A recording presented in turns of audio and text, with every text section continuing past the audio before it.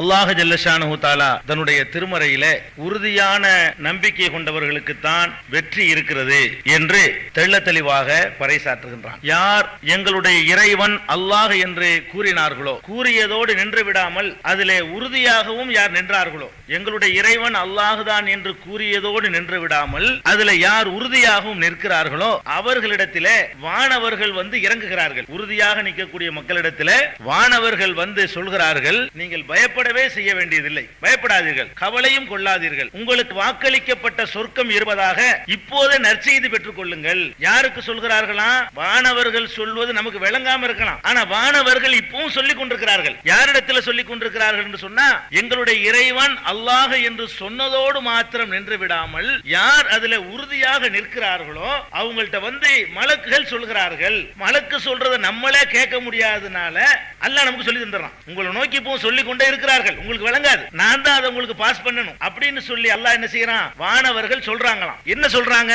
உறுதியா நீங்க நம்புறீங்கல்ல, அதனால உங்களுக்கு பயம் கிடையாது. உறுதியா நம்புறீங்கல்ல, அதனால உங்களுக்கு கவலை கிடையாது. உறுதியா நம்புறீங்கல்ல, அதனால உங்களுக்கு வந்து சொர்க்கம் இருக்கிறது. அதோடு நிறுத்திக் கொள்ளலையா மலக்குகள்? இந்த உலகத்திலேயும் உங்களுடைய உற்ற தோழர்களாக நாங்கள் வந்து கொண்டிருப்போம். யாரு உறுதியான நம்பிக்கை அல்லாஹ் மேல வைக்கிறாங்களோ அவங்களோட சேர்ந்து யார் வந்துகிட்டே இருக்கா? வானவர்கள் வந்துகிட்டு இருக்காங்களாம். இந்த உலகத்திலேயும் உங்களுக்கு உற்ற நண்பர்களாக நாங்க இருப்போம், வஃபில் ஆகிரா மறுமையிலேயும் உற்ற நண்பர்களாக நம்ம இருப்போம் என்று வானவர்கள் சொல்வதாக அல்லாஹ் ஜல்லஷானஹு தஆலா ஒரு உத்தரவாதம் தருகிறான். மேலும் அல்லாஹ் சொல்கிறான், எந்த அந்த சொர்க்கத்திலே சொர்க்கம் இருப்பதாக நற்செய்தி சொல்றான் இல்லையா, அதுல நீங்கள் விரும்பியதெல்லாம் கிடைக்க இருக்கிறது, நீங்கள் கேட்டதெல்லாம் கிடைக்க இருக்கிறது என்று அல்லாஹ் இந்த வசனத்தை முடிக்கிறான். இது ஃபுஸ்ஸிலத் என்ற அத்தியாயத்தில் 32வது வசனமாக இடம்பெற்றிருக்கிறது.